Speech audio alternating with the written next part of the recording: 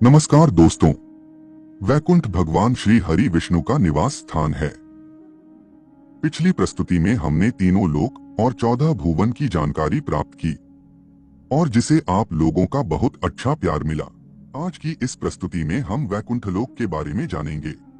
वैकुंठ एक ऐसा दिव्य लोक है जहां गई हुई आत्मा फिर से कभी भी वापस नहीं आ सकती, उसे मोक्ष प्राप्त हो जाता है और इसीलिए पृथ्वी की हर एक आत्मा मोक्ष प्राप्ति के लिए वैकुंठ की कामना करती है। लेकिन हमारे मन में यह सवाल जरूर आता है कि अनंत कोटि ब्रह्मांड में आखिर किस स्थान पर वैकुंठ मौजूद है। अगर आपके मन में भी ऐसी जिज्ञासा है तो इस प्रस्तुति को अंत तक जरूर देखना।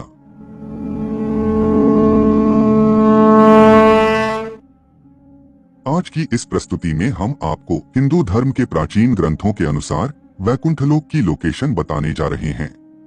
दोस्तों, भागवत पुराण और विष्णु पुराण में हमें वैकुंठ के बारे में जानकारी मिलती है। न तपदास्यते सूर्यो न शशांको न पावकः यद्गत्वा न निर्वतन्ते तद्धाम परमं मम।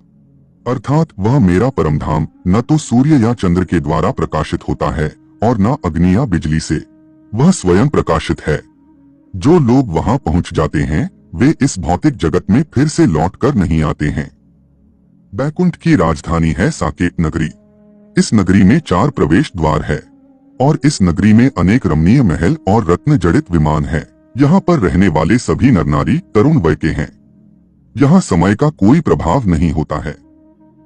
ऐसी साकेत नगरी के मध्य में भगवान श्री विष्णु अपने पार्षदगण कुमुद, कुमुदाक्ष, पुंडरीक, वामन, शुनकुन, सुमुख और माता लक्ष्मी के साथ निवास करते हैं। भागवत पुराण के अनुसार वैकुंठ का स्थान ध्रुव तारे की ओर बताया गया है और अगर यूनिवर्स में हम इसे खोजें तो यह स्थान उर्सा माइनर कॉन्स्टेलेशन में है, जिसे सप्तर्षि तारामंडल भी कहा जाता है। यह कॉन्स्टेलेशन में सूर्य से भी लाखों गुना तेज चांद सितारे मौजूद है। यह कॉन्स्टेलेशन उत्तर की ओर मौजूद है। ध्रुव तारे की पृथ्वी से दूरी 433 प्रकाश वर्ष है। अगर हम इसे किलोमीटर के हिसाब से देखें तो यह होता है 4 पद्म 10 नील 40 खरब किलोमीटर, यानी कि 4 की पीछे 15 शून्य लगाना पड़ेगा।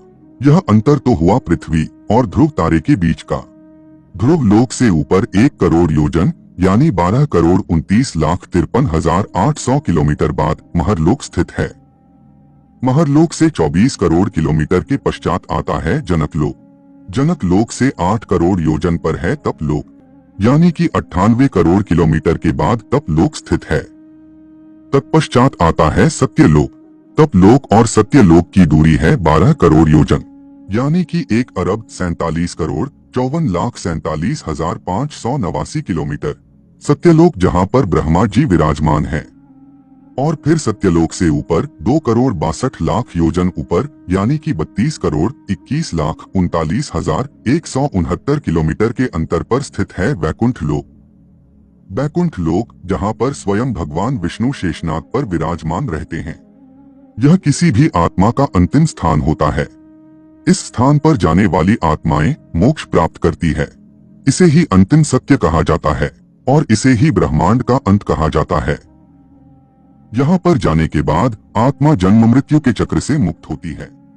यह सभी आंकड़े आध्यात्मिक जगत को दर्शाते हैं।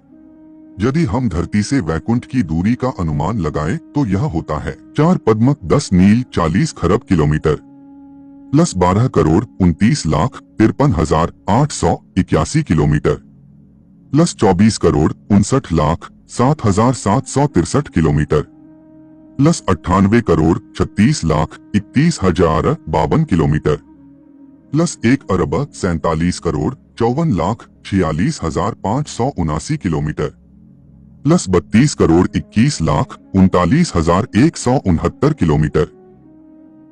इन सभी लोकों की दूरी को मिलाकर होता है 4 पद्म 10 नील 40 खरब 3 अरब 15 करोड़ 78,444 किलोमीटर। यानी आप देख सकते हैं कि कितना दूर है वैकुंठ। अगर हम आज की टेक्नोलॉजी के आधार पर वहां जाने की कोशिश करेंगे तो कितना समय लगेगा इसके बारे में जानते हैं। आज के समय में हम एक स्पेसक्राफ्ट से 39,000 किलोमीटर प्रति घंटे की रफ्तार से अंतरिक्ष में ट्रेवल कर सकते हैं और इसी स्पीड से हम वैकुंठ जाएंगे तो हमें 10,52,30,85,000 घंटे लग सकते हैं। मतलब कि हमें वैकुंठ पहुंचते पहुंचते 12 लाख से भी ज्यादा साल लग सकते हैं। तो दोस्तों, आज की टेक्नोलॉजी से हम वैकुंठ कभी नहीं पहुंच सकते। लेकिन यदि भविष्य में ऐसी टेक्नोलॉजी आ जाए जो 1 महीने या 1 साल में हमें इतनी दूरी तय करा दे, तो क्या हम वैकुंठ पहुंच सकते हैं? तो इसका जवाब है नहीं, क्योंकि आप स्पीड हासिल करके वहां पहुंच तो जाएंगे, परंतु वैकुंठ आपको दिखाई नहीं देगा, क्योंकि वैकुंठ भौतिक जगत में नहीं है, वह दूसरे आयाम में है। और लंबाई, चौड़ाई, गहराई और टाइम, इस 4 आयामों के अलावा हम इंसानों की पहुंच अभी तक दूसरे आयामों तक नहीं बन पाई है। जिस तरह से हिमालय में भी ज्ञानगंज या सिद्धाश्रम नाम का शहर या आश्रम होने के बावजूद हमें दिखाई नहीं देता है, क्योंकि वह शहर या आश्रम दूसरे आयाम में है। लेकिन वैकुंठ तक हमारी पहुंच बन सकती है, और वह भी आसानी से। और इसके लिए आपको आध्यात्मिक जीवन अपनाना होगा, सत्कर्म करना होगा, और कलयुग में वैकुंठ प्राप्ति के लिए नाम जप, भक्ति और प्रभु भजन को सर्वश्रेष्ठ बताया गया है। आध्यात्मिकता के द्वारा आप दूसरे आयामों में जा सकते हैं, और अध्यात्म ही आपको वैकुंठ की प्राप्ति करवा सकता है। क्या है वैकुंठ लोक में? कैसा दिखाई देता है वैकुंठ लोक?